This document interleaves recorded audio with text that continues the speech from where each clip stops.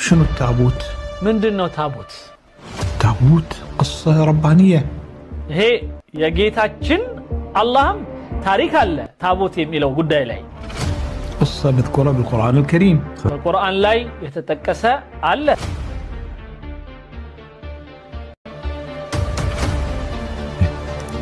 قصة لا يمكن أن نقول إن ما في شيء اسمه التابوت ታቦት የሚባል የለም የሚል አማኝ ሰው ሊኖር አይችልም ከእስልምናውም ከክርስቲያኑ احنا نسميه تابوت العهد እኛ የቃል ታቦት እንለዋለን የሚስጥረ ታቦት ማለት ነው ሚስጥር ውስጡ የያዘ ወይም ቃል ውስጡ ተጽፎ ያለበት የያዘ المسلمين ሙስሊሞች واظن الانجليز والاوروبيين يسمون عندهم ايضا موجود في تاريخهم في كتبهم በፈረንጆቹም ጋር አለ መጽሐፎቻቸው ጋር ምናምን ተጠቅሷል الدينية موجود يسمونه the Ark of Covenant Ark of Covenant ይሉታል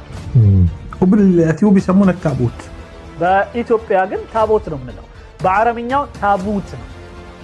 ታቦትና ታቡት አንድ አይነት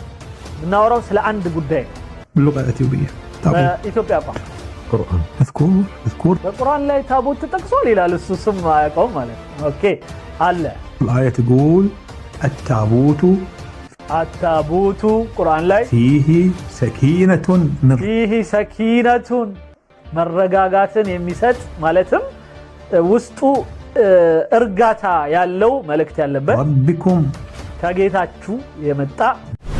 አሁን ማን ያምናል የቃል ኪዳኑ ታቦት ቁርአን ተጠቅሶ ወይም ደግሞ ስሙ ተጽፎ ይገኛል ቢባል ግን እውነታው ደግሞ ከዚህ በተቃራኒ ነው ታቦት ወይም የቃል ኪዳኑ ጽላት በመጽሐፍ ቅዱስ ብቻ የተጠቀሰ ሳይሆን በእስልምና መጽሐፍ በሆነው በቁርአንም ተጠቅሶና ስሙ ተጽፎ ይገኛል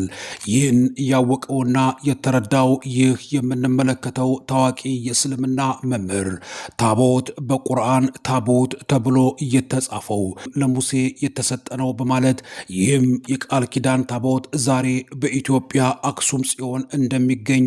ማረጋገጫና የእውነት ምስክርነቱን እየሰጠ ይገኛል ይህ የእስልምና መምህር ሃይማኖታዊ ትንታኔና ማብራሪያን በመስጠት ታቦት ወይም ታቦት ተብሎ በቁርአን የተጠቀሰው ኢትዮጵያውያኖች የያዙት ከኢየሩሳሌም ወደ ኢትዮጵያ አክሱም እንደመጣ እውነት ነው በማለት ቁርአንን እየጠቀሰ ምስክርነትን በመስጠት ላይ ይገኛል ይህን አስገራሚ ምስክርነትን በተመለከተ ደግሞ ኢትዮጵያዊው ኡስታዝ ጀማል በሽር የሚዲያ ሽፋን በመስጠት ኢትዮጵያውያን